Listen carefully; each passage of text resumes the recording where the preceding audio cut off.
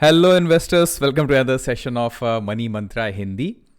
आवाज़ में थोड़ी सी आपको खनक सुनाई दे रही होगी और उसकी वजह यह है कि डेट है आज 22/1/2026, रात के तकरीबन 12:43 होने वाले हैं जिस समय हम इस वीडियो को बना रहे हैं फ्रेंड्स। ठीक है, बहुत इम्पॉर्टेंट है बिकॉज प्लान नहीं था ऐसा कि इसके बारे में कुछ डिस्कशन होगा, पर कुछ इन्फॉर्मेशन है जो आपके साथ में शेयर करनी है, बहुत ज़रूरी। अगर आप रिटेल निवेशक हैं मार्केट के अंदर और 2025 का बुरा टाइम आपने देख रखा है और आपकी एक्सपेक्टेशन है कि अपने पोर्टफोलियो को ठीक करेंगे या 26 में एक बेहतर पोर्टफोलियो बनाएंगे, तो आज का ये सेशन आपके लिए बहुत इंपॉर्टेंट है फ्रेंड्स।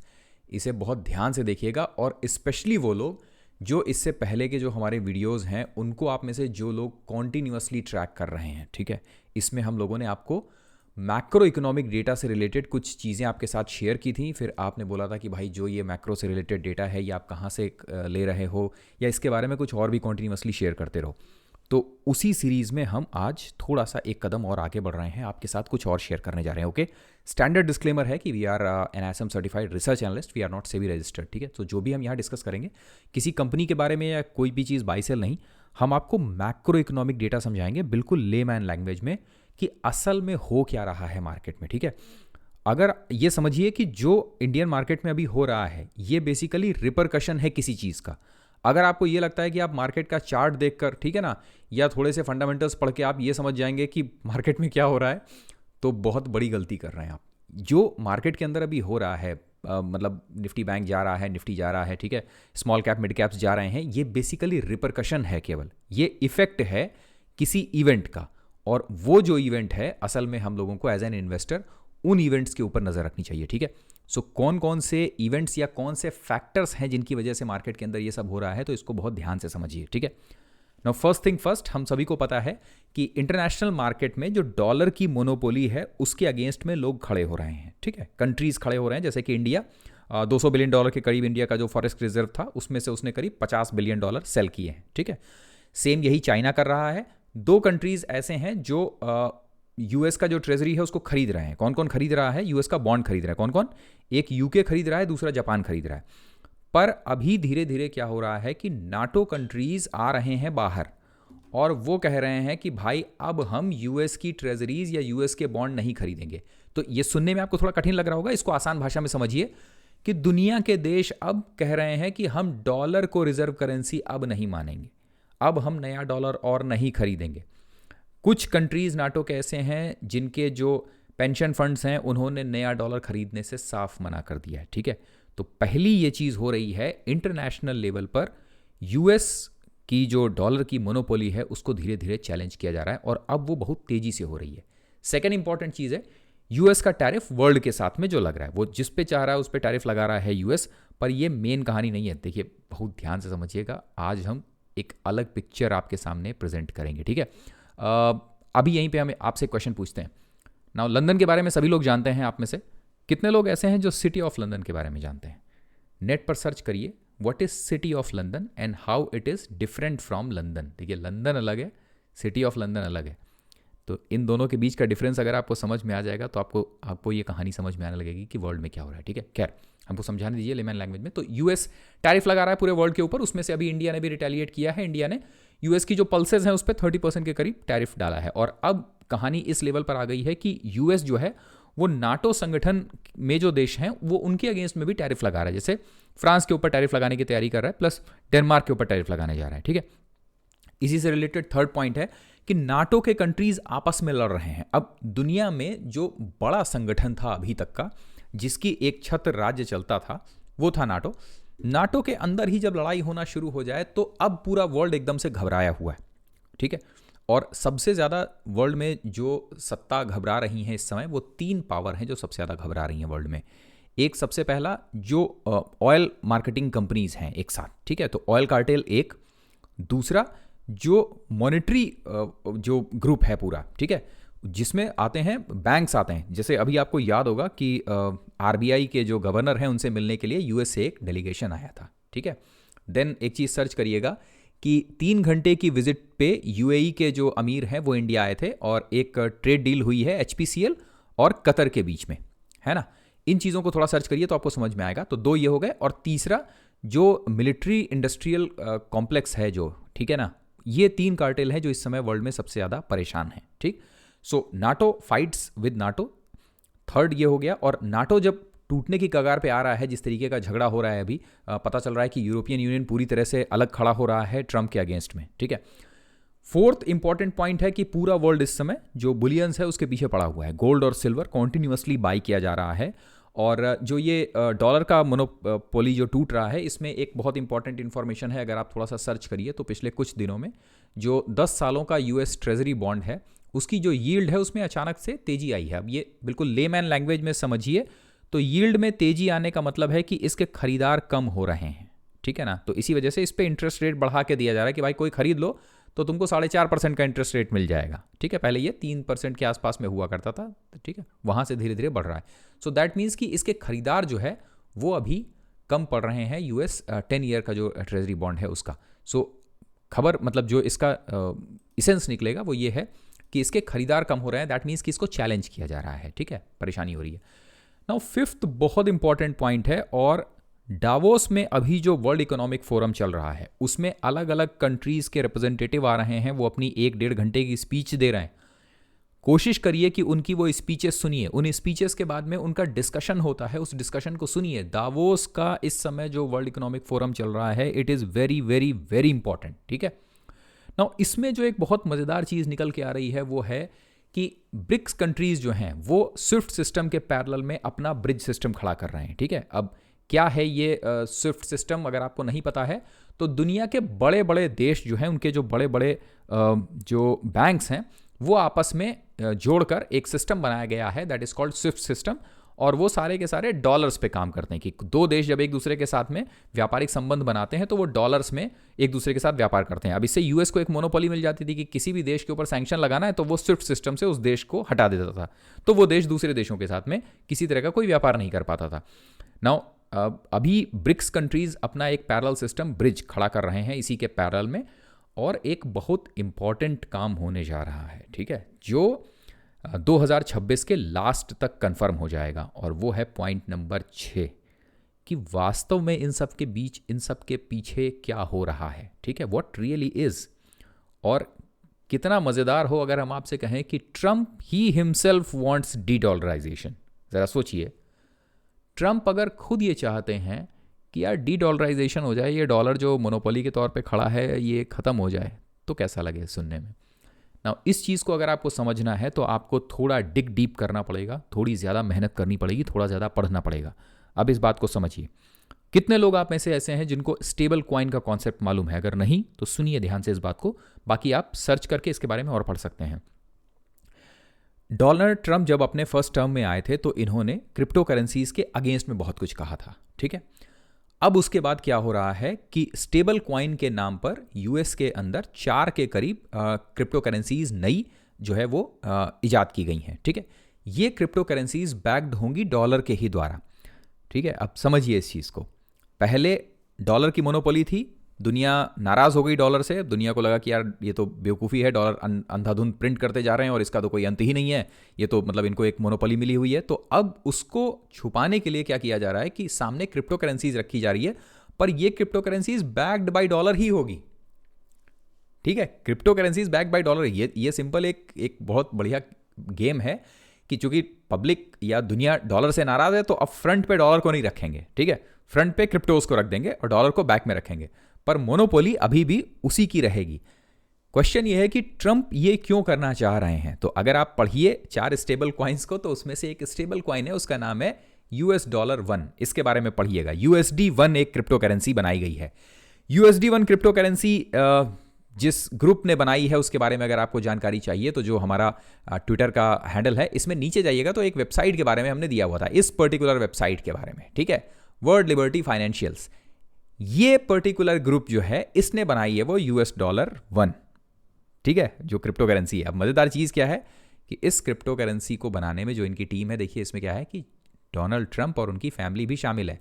60% ओनरशिप इस क्रिप्टो करेंसी में इनकी है। तो दैट मीन्स क्या हो रहा है कि जो वर्ल्ड के अंदर इस समय झगड़ा चल रहा है, ये सारा बवाल जो हो रहा है जिसमें जो इकोनॉमिक सिस्टम है इसको तोड़ा जा रहा है, नए इकोनॉमिक सिस्टम या जिसको नाम दिया जा रहा है न्यू वर्ल्ड ऑर्डर, उसको इस्टेब्लिश किया जा रहा है। तो इसमें बहती गंगा में हाथ धो रहे हैं डोनाल्ड ट्रंप भी क्रिप्टो करेंसीज के तौर पर, ठीक है, सामने ला रहे हैं। अब जो ये लड़ाई है ये असल में इतनी साधारण नहीं है।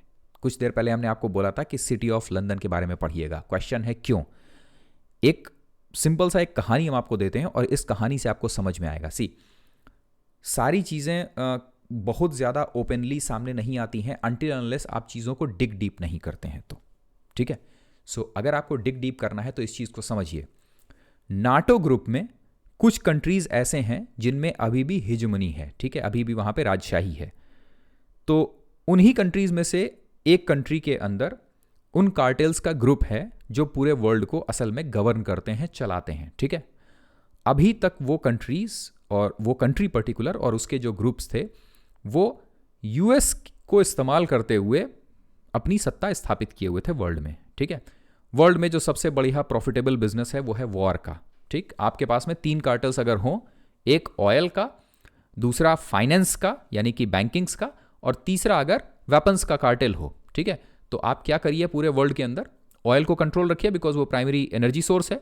दूसरा, वर्ल्ड में कॉन्टिन्यूसली वॉर कराते रहिए कंट्रीज के बीच में। तो इससे क्या होगा कि जो मिलिट्री इंडस्ट्रियल वो इंस्टीट्यूशन है उसके जो वेपन्स हैं वो सेल होते रहेंगे कॉन्टिन्यूसली।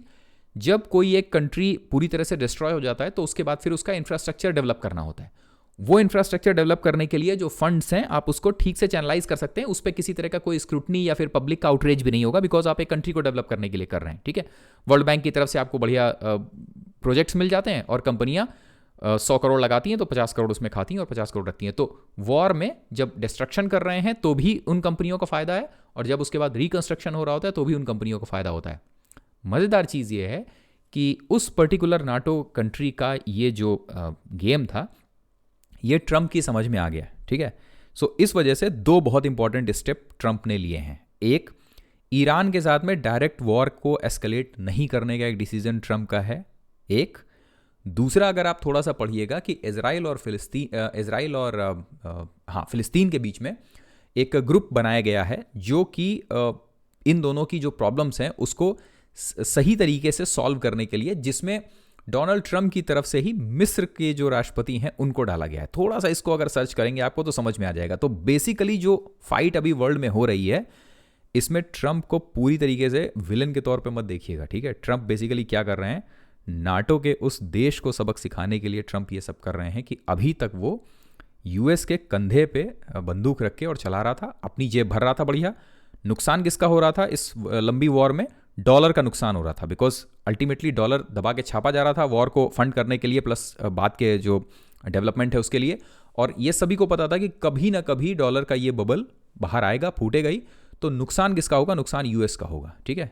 ये एक पर्टिकुलर एंगल है जिसको, जो बहुत इंपॉर्टेंट एंगल है, बड़ा मज़ेदार है। इसको थोड़ा डिटेल में पढ़िएगा तो समझ में आएगा, और अगर नहीं तो फिर आगे आने वाले टाइम में हम लोग थोड़ा सा इसको डिटेल में और डिस्कस करेंगे। अब एक बात समझिए, जब कंट्रीज आपस में लड़ रहे हों, जब कार्टेल्स आपस में लड़ रहे हों, कंट्रीज के ग्रुप आपस में लड़ रहे हों, कि ब्रिक्स एक तरफ है, यूरोपियन यूनियन एक तरफ हो गया है, यूएस एक तरफ हो गया है, और रशिया और चाइना मिलकर अलग मजे ले रहे हैं, ठीक है। बिकॉज जब अमेरिका ने कहा, डोनाल्ड ट्रंप ने कहा कि हमको ग्रीनलैंड पे कब्जा करना है और यूरोपियन यूनियन और यूएस लड़ने लगे आपस में, तो रशिया का एक स्टेटमेंट आया कि हाँ डेनमार्क का कब्जा जो ग्रीनलैंड के ऊपर डेनमार्क कहता है कि ग्रीनलैंड हमारा टेरिटरी है, वो सही नहीं है।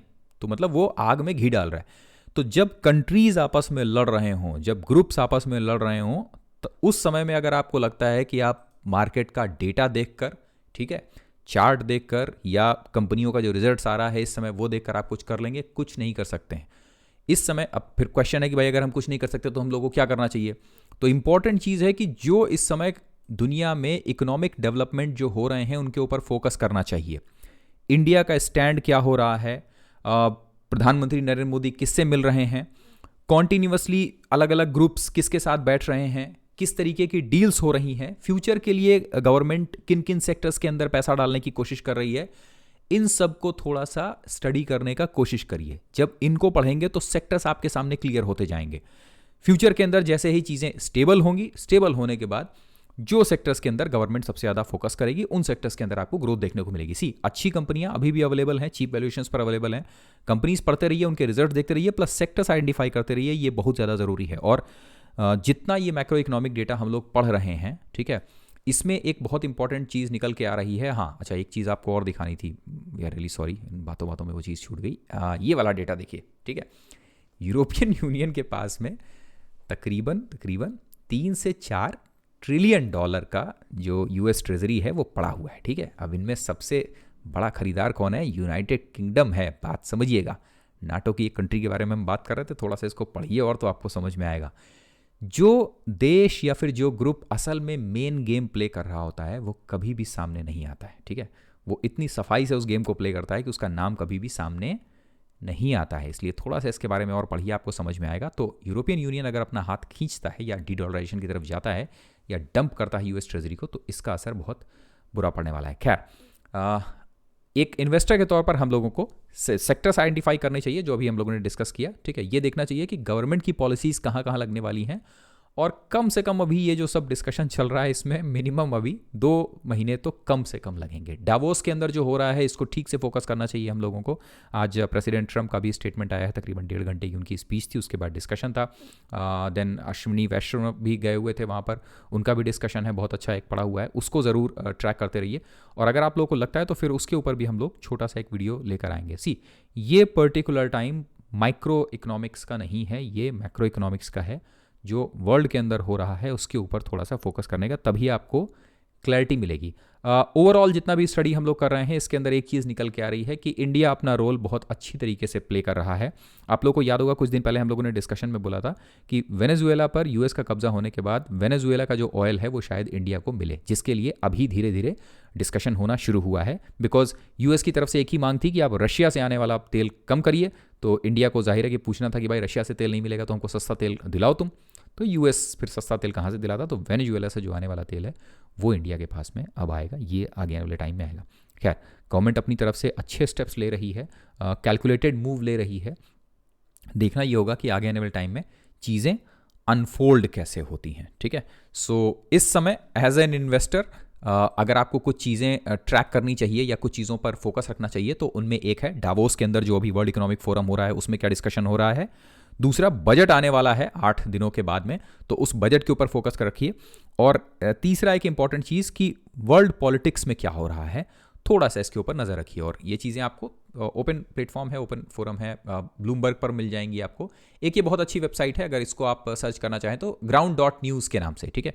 ये वेबसाइट बेसिकली क्या करती है, ये पूरे वर्ल्ड की जो जियो पॉलिटिकल या जियो इकोनॉमिक न्यूज़ है उसको अलग अलग लेवल पर जाकर उसको ये देखिए अलग अलग लेवल पर जाकर उसको फिल्टर करती है कि इसमें से कौन सी न्यूज़ कुछ और सोर्सेज हैं वहाँ से क्रॉस वेरीफाई हुई है, उसके बाद तब ला कर देती है, ठीक है। तो अगर आप में से कोई ऐसा है कि जिसको वर्ल्ड इकॉनमी में थोड़ा सा मज़ा आता है या वर्ल्ड पॉलिटिक्स में थोड़ा सा मज़ा आता है, ताकि इंडियन जो कंटेक्स्ट है हमारे मार्केट में क्या हो रहा है, अगर आपको ये समझने में आसानी चाहते हैं तो ये वेबसाइट है ground.news, इसको सर्च करिए, ठीक है।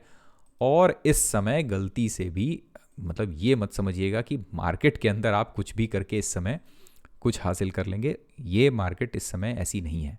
अभी जो समय चल रहा है वो बड़े ग्रुप्स की लड़ाई का है, ठीक है। बड़ी बड़ी शक्तियाँ लड़ रही हैं। तो एज एन इन्वेस्टर हमारा काम होना चाहिए ये समझना कि जब बड़ी शक्तियाँ लड़ती हैं तो उनके नियम क्या होते हैं, किस तरीके से लड़ा जाता है, और उसमें अपने आप को हम लोग कैसे पोजीशन कर सकते हैं। नो डाउट अल्टीमेटली फिर मार्केट बढ़ना ही है, बिकॉज इतने सारे डिस्ट्रप्शन के बाद ग्रोथ आनी ही आनी है। कंपनियां अपना धंधा चलाएंगी ही आगे, तो उसमें आइडेंटिफाई करना बहुत मुश्किल काम नहीं है। पर जब तक समुद्र में तूफान आ रहा हो उस समय कश्ती गहरे समुद्र में ले जाने की ज़रूरत नहीं है, किनारे पे थोड़ा सा खड़े होकर बस देखते रहिए जो हो रहा है। फंडामेंटली अच्छी कंपनीज आपके पास में अगर हैं तो ये हो सकता है कि उनमें 20-30-40% की गिरावट देखने को मिले, जो इस तरीके के माहौल में आम है, ठीक है।